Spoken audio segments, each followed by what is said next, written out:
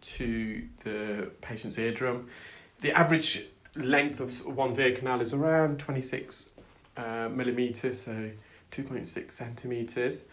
And we're just near the entrance here, and we know that because you can just see the bottom left, a few cilia. So the hairs in the ear canal are located on the outer third, the cartilaginous portion, and the majority of the hairs are actually on the posterior lateral cartilage. So when you look into the ear, so it's where the first bend is. So the ear canal has two bends. The first bend is about 0.5 centimetre into the ear canal, the second bend a further 0.5 centimetre.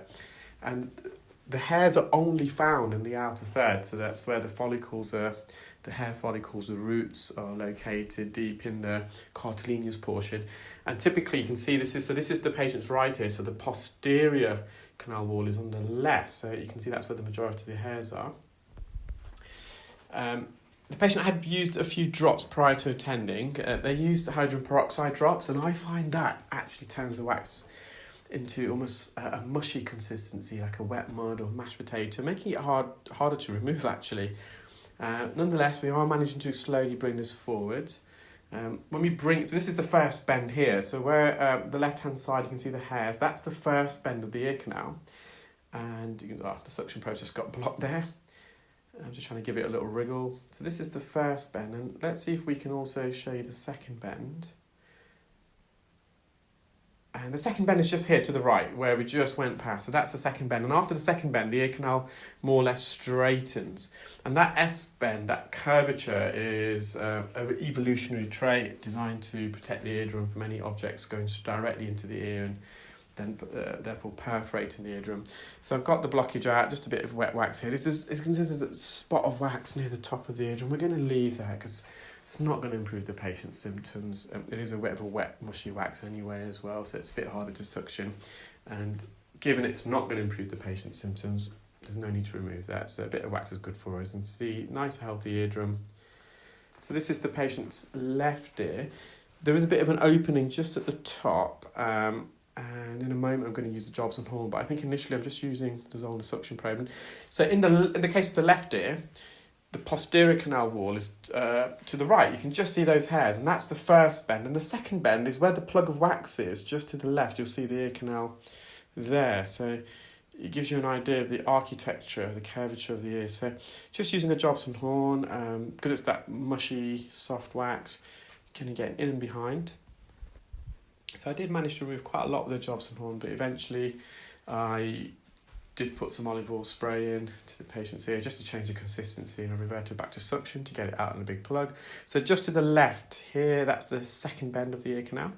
So when we are near the second bend, I think around the second bend and further in your ear, that's your bony part of the ear canal. Sometimes when you look in someone's ear and they've obviously got no wax, and you can look at the ear canal and the skin complexion, you can actually see where the boundary is. So the skin that lines the outer third of the ear canal is a bit thicker. It's about 1 millimetre in thickness, whereas the skin that lines the bony part of the ear canal, the inner 2/3, is about 10 or 15 times thinner. So you're looking at less than 0.1 millimetres in thickness. And sometimes you can just see the change in skin colour in the ear canal, and that's the boundary. So again, just to the right, that's the first bend. And the second bend is here, where just on the left, this is where the second bend is. So I know I've mentioned that a few times, but just wanted to reinforce that. So as a viewer, you're kind of aware of the architecture. Now, most people's ear canals also incline upwards slightly, around 30 degrees trajectory. And the ear canal itself, so if you imagine it's cylindrical, but the diameters change. So near the entrance, you're looking around, I would say, width-wise, 0.6 to 0.8, I would say, and height-wise, about 0.7 to 0.9. Then the bony part of the ear canal, where it meets the osseo-cartilaginous junction, that's what we call it, where the second bend is. You get an isthmus, a narrowing, so probably be at 0.5 millimetres to 0.7 width, and the height, and this is all averages, 0.6 to 0.8. Then the ear canal does widen a lot, and then about 0.5 centimetre near the eardrum, you get another natural narrowing called an isthmus, and then it protrudes back outwards again, the ear canal. And the eardrum on average is about 0.8 to 1 centimetre in height, and the width is probably about 0.7 0.7 to 0.9. So most people's ears, the height is greater than the width, and that's what gives the ear its oval shape. You do get variations to that. Some people have got very circular ears, so there's a constant radius diameter of the ear canal, and the height is equal to the width. So I've just put some olive oil drops in, so you can just see again, the first bend to the right, second bend to the left. There's a bit of dead skin there as well.